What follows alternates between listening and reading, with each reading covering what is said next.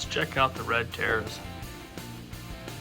So that big one there in the middle is the wild caught Rio Narino female. She is 9 inches. When I moved her from that tank to this tank, I measured all 3 of them real quickly with the handy tape measure, and that was about 2 weeks ago, and she was 8 3/4 inches. So I would expect her to be about 9.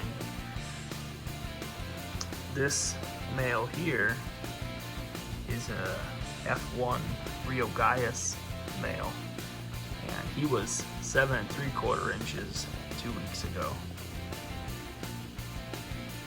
He's beautiful.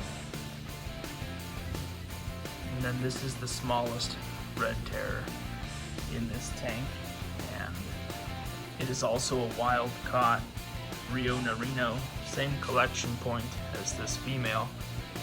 It's in Colombia on the Ecuador border. He's the smallest guy in here, and he's about 6.5 inches. But this big female, if you look, she dug this massive pit underneath this log. It's actually bare bottom in there now, but that's just what she does. Digs holes. I wish she'd spawn.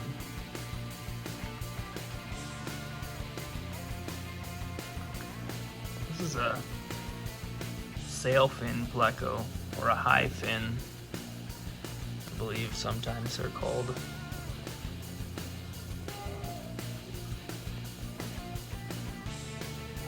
She's trying to see which one of these males is tough enough.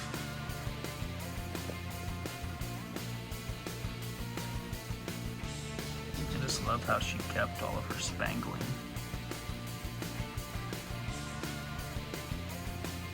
She's beautiful. This tank is kind of interesting. It's a 110 gallon, it's called an all-in-one by Tenacor.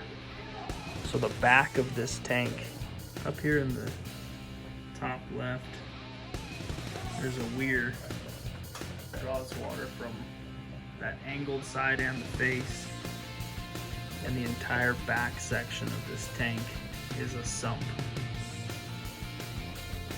So if you were to be looking on the back side, there's a divider right here.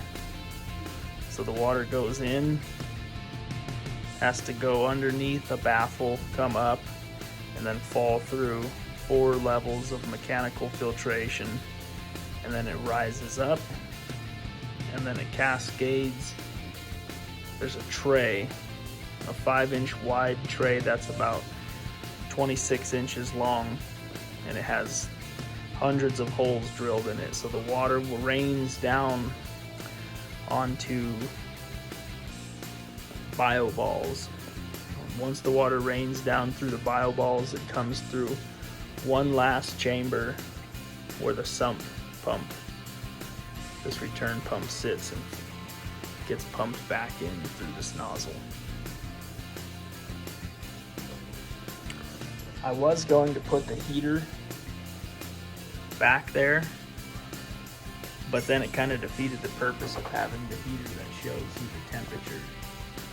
So I just opted to put it in here by the return nozzles.